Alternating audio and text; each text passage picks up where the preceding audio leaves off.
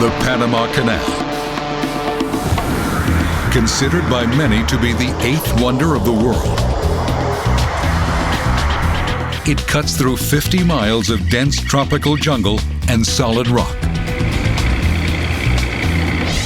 and provides a 10-hour shortcut between the Atlantic and Pacific Oceans, versus a treacherous 2-week passage around the tip of South America.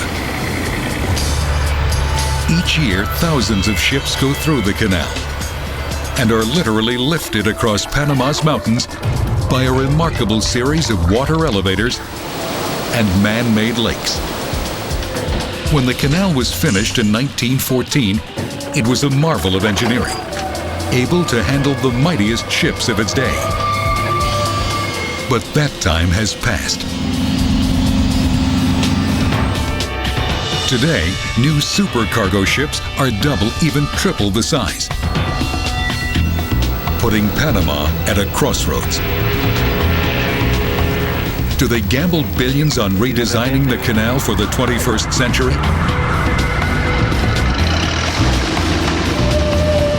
Or lose billions in revenue from all the ships the canal can't handle?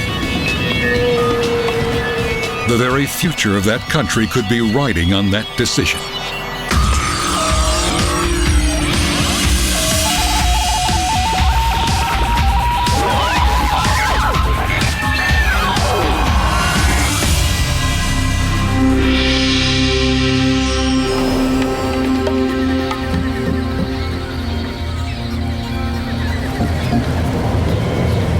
It's 6:30 in the morning at the Atlantic entrance to the Panama Canal. Senior pilot Dave Sherman is about to take control of a Russian-operated oil tanker. The Panama Canal is the only place in the world where a captain must surrender command of his vessel. Tango, where you guys at? We're in the swell. We need a 9-meter rig, otherwise someone's gonna get hurt.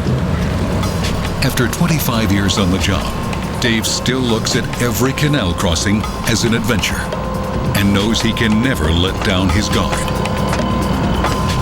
Good morning. Good morning. How are you? Welcome on board. Thank you. Yeah, please.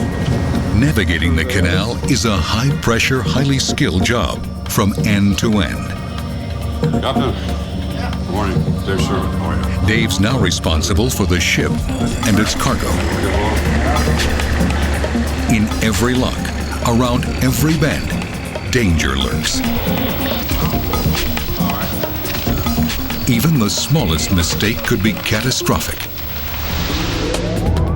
From the Atlantic side, Dave will have to navigate through 3 locks that will raise the tanker 85 feet to the level of Gatun Lake. At the other end of the lake, another set of locks will lower the ship back down to reach the Pacific.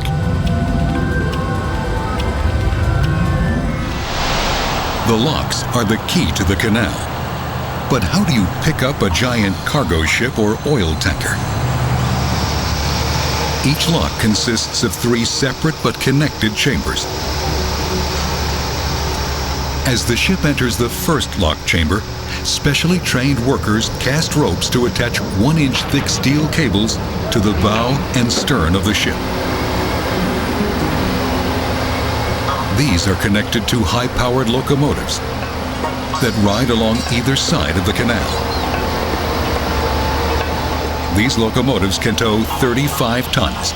That's like pulling 2 F-14 jet fighters. But it's going to take 6 locomotives to guide this 65,000-ton ship into the lock chamber.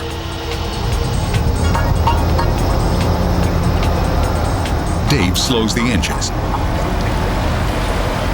It's here in the locks that his piloting skills first come into play.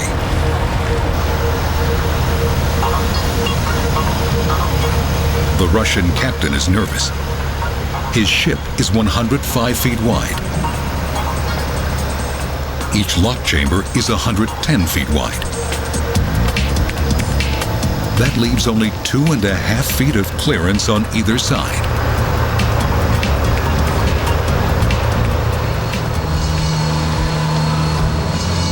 By constantly adjusting the tension on the cables, the locomotives keep the ship centered in the lock chamber.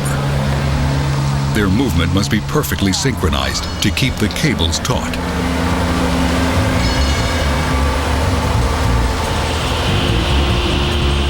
The doors close, holding back the ocean water.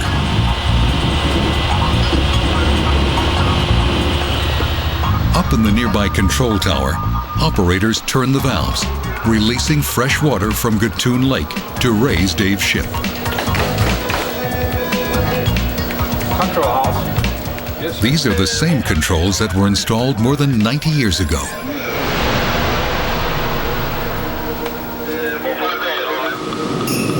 Gravity pulls the water down from the lake and sends it into the lock chamber through 100 man-sized holes in the floor. The rising water begins to lift the ship to the level of the next chamber. The water must fill evenly. Any turbulence could smash the ship against the sides, snapping the taut half-ton steel cables with enough force to slice a person in half.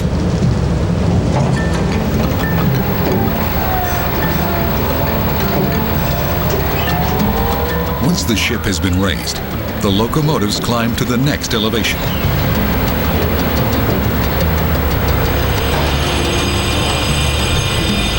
The 750-ton doors slowly swing open.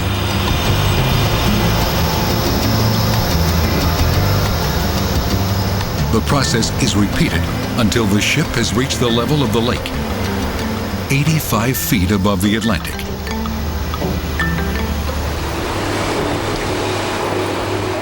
A ship of this size is considered a Panamax ship because it is the maximum size that can fit through the Panama Canal.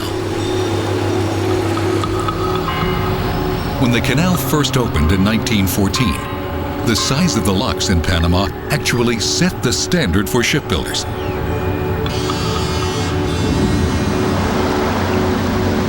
Today, 13,000 ships per year transit the canal, carrying 190 million tons of cargo, generating almost $600 million in toll fees for the Panamanian government. But the Panama Canal has a problem. The world of commercial shipping is beginning to pass it by, literally. The new supercargo ships are too long and too wide to fit through the canal. But they are a sign of things to come. They are capable of carrying 3 times the cargo and are hundreds of feet longer and wider than the largest ships the canal can handle. Either the Panama Canal grows with the commercial shipping industry, or it will be left behind. These super ships are leading the container and bulk cargo business. Today, they make up 20% of the ships at sea. By the year 2020, that number will at least double. For these megaships, it's as if the Panama Canal was never built. The U.S. began relinquishing control of the canal to Panama in 1979, making this tiny country of only 3 million people a major player in international commerce. And yet, few suspected the true cost.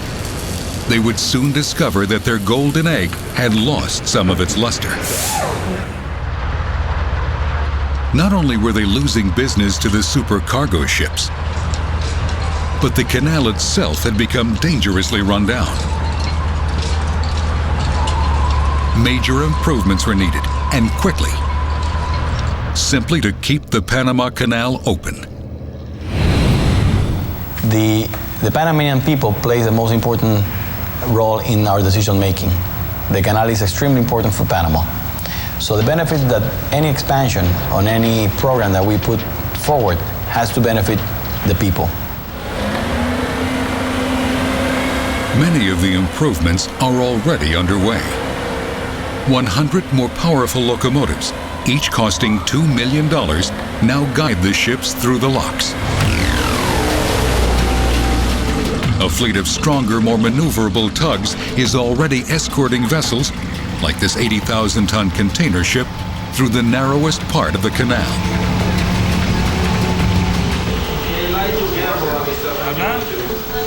Communications between ships and canal operators, so vital to safety, have been updated.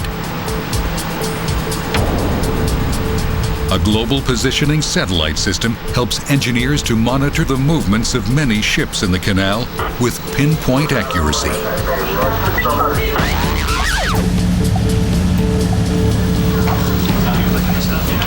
And in the near future, an onboard tracking system will become mandatory.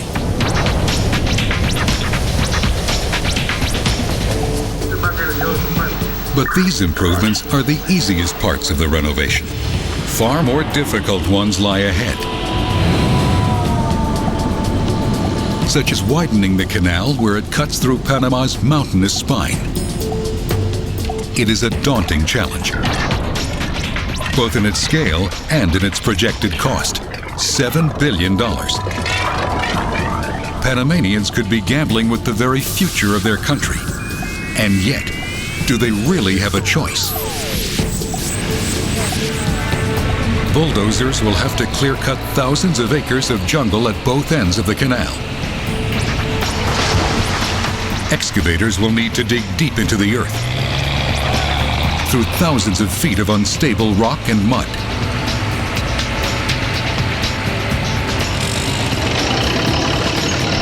Millions of tons of concrete will have to be poured.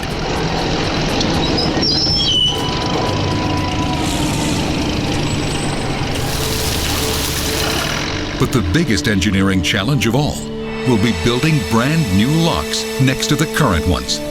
Locks big enough to handle the new megaships. These new locks will need to be 3 times the size of the originals, making them the world's largest. We are using technology today that back in 1904 didn't exist. And I think that we can solve the engineering problems that we are facing in an engineering way. I think that there are solutions to that. Yeah, what's the status of South 10 tugboats? Back on the oil tanker, 2 hours have passed since Dave guided the ship out of the locks and into Gatun Lake.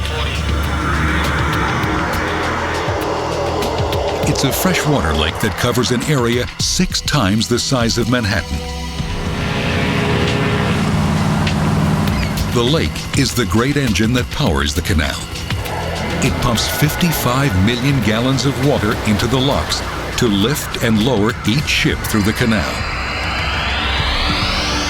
With up to 40 transits a day, that's 2 billion gallons gone each day that must be replenished. Gatun Lake also provides fresh drinking water for over 1 million Panamanian people. To create the lake, engineers built the Gatun Dam, then the largest in the world, across the Chagres River. It was a remarkable feat of extreme engineering.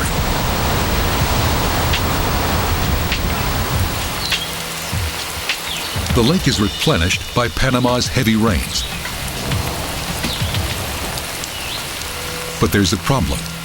Global warming is creating irregular rainy seasons. Low rainfalls cause the water level in the lake to drop, preventing ships from crossing with their full load. They must offload cargo to reduce their draft. Ironically, too much rainfall also causes major problems. Hydraulic engineer Carlos Vargas is responsible for maintaining the canal's water levels. If we couldn't open the gate and the lakes go too high, the locks itself will be flooded, and the Panama Canal operation will have to be stopped to repair and to release the water, and that causes damage to the clients and to the image of the Panama Canal. Ideally, the water level on the lake should be 85 feet above sea level. Senor Vargas sees that today the level has climbed to a dangerous 87 feet. He calls for immediate action. Hola, este es Carlos Vargas, manager de hidrología. IP 2204-428, por favor. Enormous engines inside the dam wall now lift one of the dam's 52-ton steel gates.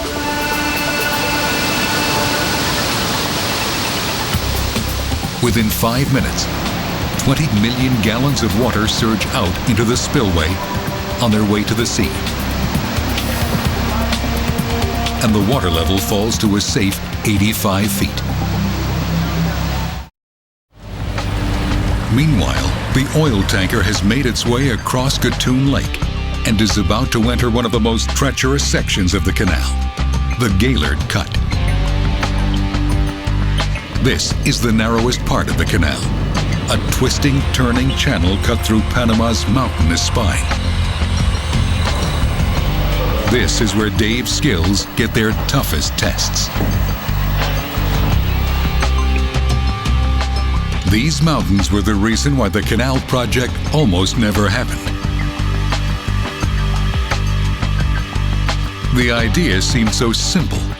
Just dig a ditch 50 miles long by 500 feet wide, and presto, you've connected the Atlantic and the Pacific. But the mountains of Panama were not conquered so easily. They defeated the first attempt. It was the sunny optimism of the early Industrial Revolution that led the great French businessman Ferdinand de Lesseps to tackle the project in 1873. De Lesseps had just come off another engineering triumph, constructing the Suez Canal in Egypt. There, workers had been able to dig a ditch at sea level through the flat Egyptian desert. But Panama presented far more problems than de Lesseps ever imagined. Not only the mountains, but a living threat as well: malaria and yellow fever. At the time, scientists didn't know that these deadly diseases were carried by mosquitoes. Workers died at an alarming rate. After 10 years, the French had finally had enough. By then, 20,000 men were buried in the jungles of Panama, and de Lesseps' business and reputation lay in ruins. Nature had won the first battle, but the war had just begun.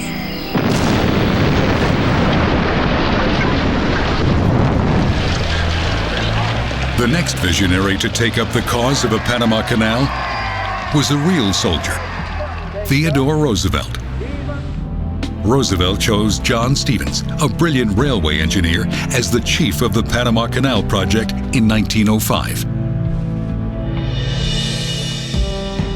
Stevens had never built a canal before, but he knew how to think big.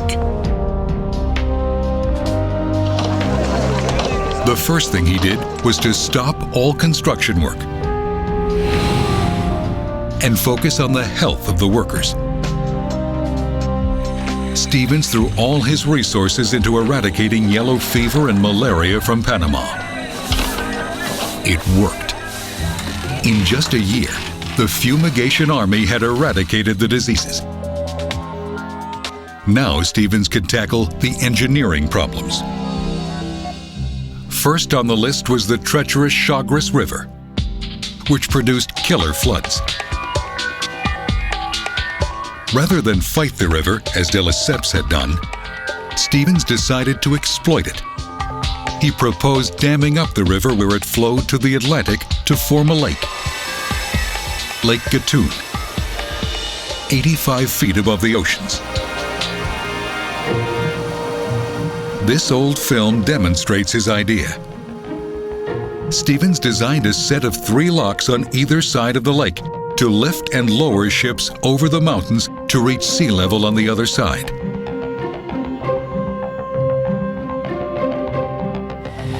For their time, Stevens' vision and the lock scale were monumental. No one had ever built locks 1,000 feet long, 110 feet wide by 85 feet deep, with 18-foot diameter water pipes big enough to hold a railroad car. Each swinging lock gate would be 65 feet wide and 7 feet thick. Manufacturing the massive amounts of steel for these gates soon kept every steel mill in America busy. It took 4 years and a workforce of thousands to complete the locks. At the time, it was beyond everyone's wildest imagination that someday these locks would be too small. Meanwhile, armies of men were trying to blast, dig, and shovel a channel through the mountains. Working through the Gaylord cutter constructing the canal was actually an engineer's nightmare. As you can see, the type of material that you have here is very, very bad material. And even during the excavation works, they were creating landslides. After every landslide, the workers had to dig out. By the time they finished carving out Gaylord Cut, they had enough dirt to fill a trench 55 feet wide and 10 feet deep from San Francisco to New York City. The Panama Canal finally opened in 1914. It had taken 30 years, $400 million, and more than 30,000 lives. It was heralded as a marvel of extreme engineering, a testament to the unlimited potential of human ingenuity. Connecting these two large oceans is basically almost the same feat as putting maybe a man in the moon, the same target, the same determination. Few people going through the canal today know the extent of human sacrifice required to build it. Certainly the past is not on Dave's mind as he pilots the oil tanker. He's now halfway through the Gaylord Cut, in the narrowest part of the canal. Any mistake now, even the slightest wrong turn, and you could ram a rock face and crash the ship. Is this your radio? Can we maybe get rid of that frequency? Yeah. But for those without Dave's 25 years of experience, there's a safer way across the canal. Roger. Slow ahead. Slow ahead. In a 360-degree pilot simulator, one of only 4 like it in the world. In effect, it is the greatest arcade game of all, giving a pilot in training the full experience of a virtual canal crossing, complete with every nightmare scenario, from thick fog to loss of power, collisions. Come on, we're heading for the bank. I need you now. Heavy swells, and 100 more dangers. Right now, pilot Jeffrey Robbins has his hands full. He's guiding a virtual oil tanker through Gaylord Cut. Amistad, I need you. And he's just lost an engine. Come on, get that line up. He radios the captain of a nearby tug for help.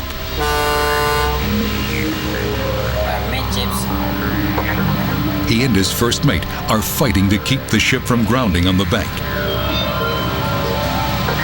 They could cause a massive landslide, shutting down the canal.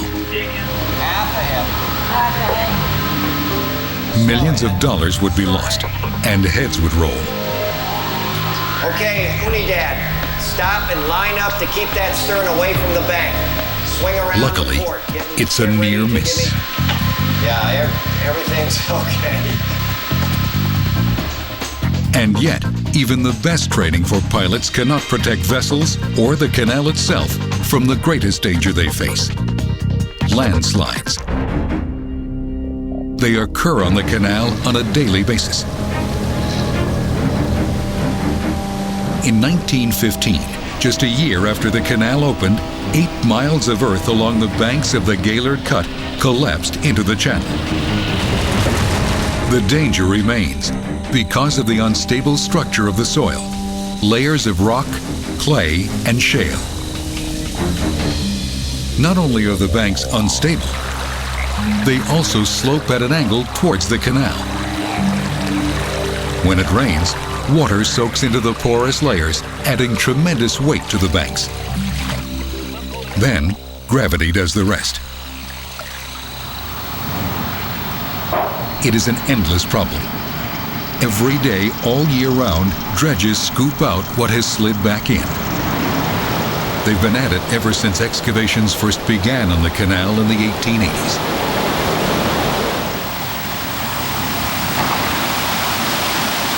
Today, state-of-the-art dredgers like this one can haul 125 tons of mud and rock in a single scoop.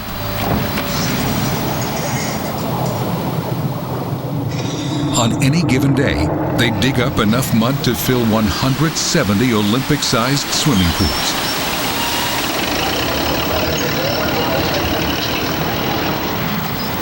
If engineers start widening and straightening the canal for the megaships, they'll have to dredge out enough mud to fill up millions of swimming pools. I think that the earth moving, which is the name of the game here, is going to be key.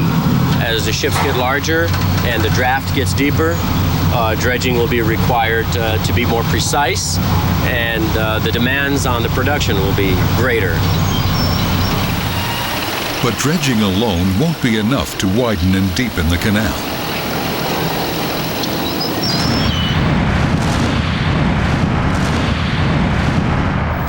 They will also have to blast, which raises the risk of even more serious landslides. But engineers have no alternatives, so it's a risk they'll have to live with. Dave's oil tanker has made it safely through the Gaylord Cut. He must still navigate the Pedro Miguel locks, which will lower him 31 feet to Miraflores, another man-made lake. The proposed new locks will be built right next to the old ones. Smaller ships will continue to use these old locks, while in the future, mega ships will use the new ones. Construction of these new locks is the greatest challenge facing engineers. To find the best possible design, Panama has created an engineering competition rivaled only by the contest to rebuild the World Trade Center site. Two design teams have emerged. An American team will create a design for the canal's Atlantic locks, and a European team will conceive the locks for the Pacific end. The American team is the canal's original builders, the U.S. Army Corps of Engineers. They're excited to do it all over again. If you're a civil engineer and you love big projects, it just doesn't get any better than working on the Panama Canal. For the 85 years that America controlled the canal, Panama's geology was always the biggest headache, and geology is going to determine how the Corps builds the Atlantic locks. The Atlantic side has the softer rock, Pacific side has very hard rock, and that means that makes a lot of difference in the type of structure that you design. To construct new locks in the soft, unstable rock, the Corps is looking at new technologies. Now in use on the Ohio River in Olmsted, Kentucky. For 5 years, engineers struggled to design a new lock and dam here on one of America's busiest waterways. If they had shut down the locks while they built the new dam, they would have cost the U.S. $2 million a day. So engineers had to find a way to build a new dam without closing the waterway. They went back to the drawing board and finally came up with a radical proposal: to construct the dam in the wet. Trying to eliminate use of cofferdams. Instead of building a massive dry construction site in the middle of the river, they prefabricated sections of the giant structure on land, then floated them out into the river, where the buoyancy made them 10 times lighter.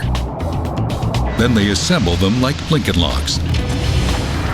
The same method could be used to build the Panama Canal's new Atlantic locks. But the canal's new Pacific locks face a different problem. Powerful ocean tides. Twice a day, the tides at the canal's Pacific entrance rise and fall 22 feet, putting enormous pressure on the gates of the locks here. To cope with this pressure, the engineers had to build gates that are the tallest and strongest on the canal. But the gates for the new Pacific locks must be almost twice as big, nearly as tall as a 10-story building. Well, I think that's the most difficult thing, in my opinion, is the lock gates, because they are quite complicated steel structures. Jose Reggae and his team decided that they could come up with a better design than the type of gates now in place on the canal. That type of gate works like French doors that swing open and closed. Instead, Reggae chose a design that's in use today in Antwerp, Belgium, in what are currently the world's largest locks. They're known as rolling gates because they roll into place across the lock chamber from a pocket in the lock wall. Only inside do you get a sense of what a monster this Belgian gate is. 2/3 as long as a football field, 7 stories high, and 60 feet wide. It makes Panama's lock gates look like the doors of a dollhouse. In dry dock, this gate weighs 1,500 tons, as much as 5 Boeing 747s. But as heavy as each of these gates is, it would be just half the weight of the proposed new Panama rolling gates.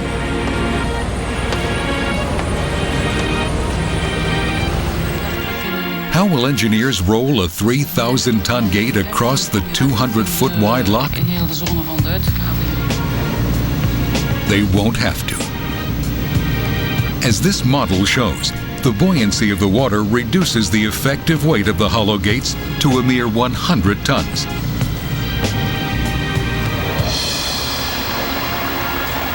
But before any designs can be approved, they must be tested using scale models in labs like this one in Mississippi, run by the Army Corps of Engineers. Working here at the Corps' research lab has really been enjoyable for me. Oftentimes we have been accused of being big boys with big toys, when it really is a lot of fun, especially when we see something that we help design and make a lot better. Engineers test how well the new locks will fill up and empty under heavy water pressure. The new lock design must allow water to rise evenly and calmly, or the results could be catastrophic for a real ship.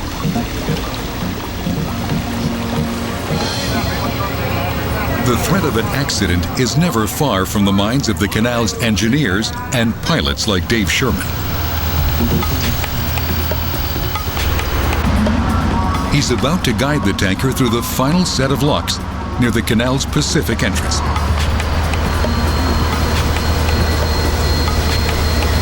The canal crossing has cost the tanker's owner $295,000 in tolls. But that's a whole lot cheaper and safer than taking the long way round. But before engineers build a shortcut for the new megaships, they're going to have to solve one more problem. This one could be the killer. What will power the locks?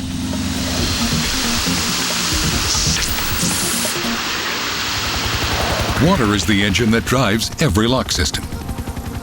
But Katoon Lake doesn't hold enough water to lift the megaships through the new locks. Engineers must solve the water problem, or their dreams of enlarging the canal for the new supercargo ships will die. They are exploring 3 options. One is to reduce the number of chambers in the lock from 3 to 2. Fewer chambers will save water, But one less chamber also puts the drinking water of millions of Panamanians at risk. That's because currently, salt water entering the lock chamber closest to the ocean gets diluted by fresh water in 2 more chambers. Removing one chamber means that more salt water may enter the lake. But there's another possible way to solve the water problem. Create a new lake by building another dam on a nearby river. But damming the river would mean flooding thousands of homes. And that's too high a price for the Panamanian government. Luckily, there's a third option, currently in use in Germany. It's called a ship lift. Instead of raising the water level in the lock chamber to raise or lower a boat, they actually lower or raise the lock chamber itself. After a boat enters the chamber, gates on both ends are closed off, so the boat is now in effect floating in a bathtub. The chamber is then raised or lowered to the next water elevation. The gate at one end opens, and the boat continues its journey. The best part is that no water is wasted. But these boats weigh 1,000 tons, a mere 1/60th of the ships in the Panama Canal. Engineering a lift mechanism strong enough to lift one of these ships would be beyond extreme.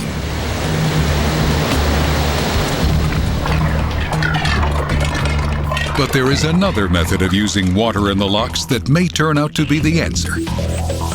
A system of holding tanks that recycles water. When a ship wants to transit from a higher elevation to a lower one on this German canal, engineers release water from the top lock chamber. But instead of just spilling out into the river, the water flows into a nearby holding tank. Then, when another barge needs to be raised to a higher level, engineers can use the recycled water in the holding tanks. If engineers can build a similar set of holding tanks for Panama's new locks, they might be able to lift and lower the new megaships with just the same amount of water that's now used in the old locks. But even if engineers can solve the problem of water power, they must still confront a terrifying natural threat that could overwhelm all their efforts. Earthquakes. Panama has recently been experiencing an increasing number of tiny earthquakes. Earthquakes occur when geological plates grind against each other. Panama lies dangerously close to 4 of these massive plates, but has not been hit by a major quake since 1882.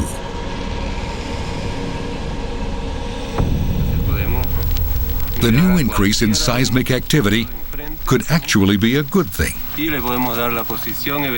Evidence that the plates are safely releasing built-up pressure. But these little tremors may also be the first warnings of a killer quake to come.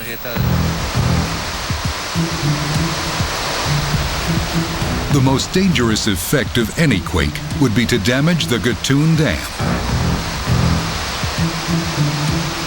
If the dam cracked open, the lake would be bone dry in 6 days, and the canal would be out of commission for 3 years. That's how long it would take for rainfall to refill the lake. But Gatun Dam's walls are 400 feet thick, and even the most pessimistic forecasts don't anticipate a quake strong enough to crack them. Even so, both design teams are working to minimize a quake's impact on the new locks. If you should ever have an earthquake and the structure has not been designed for it, taking into account the high water pressures and the high water heads, it would be a disaster if anything happens with the locks. Engineers recognize that any structure subjected to a major earthquake will suffer some damage. But their goal is to prevent a complete collapse. Could the new giant locks survive a killer quake? a possible disaster scenario might look like this. The year is 2030. The world's biggest locks are up and running. Operators in the control tower carefully monitor the locations of all 68 ships in the canal. A super cargo ship has just sailed into the last of the 3 new locks on the Atlantic side. When suddenly it hits. A devastating earthquake measuring 8.6 on the Richter scale. 100-ton cargo crates are thrown about like Lego blocks.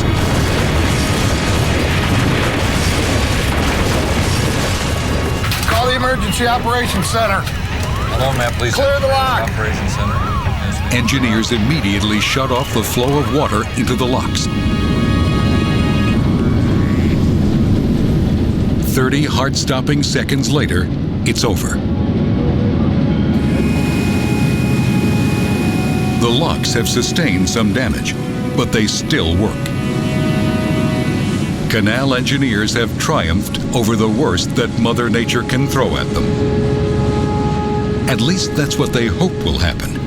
But no one can know for sure until the canal has actually been rebuilt. It's 6 p.m. as Dave Sherman steers the oil tanker out of the last set of locks and into the Pacific Ocean. It's taken 10 hours, but his job is now done. One day in the near future, Dave could be piloting a ship twice, even 3 times the size, through a wider, deeper canal. But enlarging the canal presents challenges that outstrip even the terrible problems that plagued its original construction 100 years ago. Certainly the project is a huge gamble, but the winnings could be extraordinary. A bigger canal would catapult Panama back onto the world stage as one of the real power brokers of international commerce. The entire world awaits a new Panama Canal. When the first supercargo ship steers into the first new lock, it will change the way we travel and the way we do business, just as the original Panama Canal, when it connected the Atlantic and Pacific Oceans, changed the very face of the world.